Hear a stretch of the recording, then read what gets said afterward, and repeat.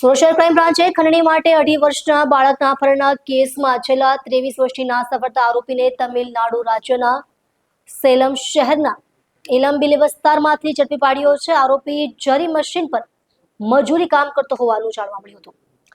Sachin police સ્ટેશનના કેસમાં નામદાર કોર્ટ દ્વારા CRPC કલમ 70 મુજબ વોરંટ જારી કરવામાં આવ્યું હતું, જેના આધારે ખાસ ટીમને તમિલનાડુ મોકલી રાત્રિ કોમ્બિંગ દરમિયાન ધરપકડ કરવામાં આવી હતી। આ કેસમાં તારીખ 25/12/2002 રોજ ફરિયાદ દિનેશ કુમાર બાબુલાલ શાહુના 2.5 વર્ષના પુત્રનું અપહરણ કરવામાં આવ્યું હતું। આરોપીઓએ બાળકને છોડવા માટે ₹5 લાખની ખંડણી માંગી હતી અને મારી નાખવાની ધમકી આપી હતી। બાદમાં બિહારના પટના રેલવે સ્ટેશનથી સહ આરોપીઓને પકડી બાળકને સુરક્ષિત રીતે છોડાવવામાં આવ્યો હતો।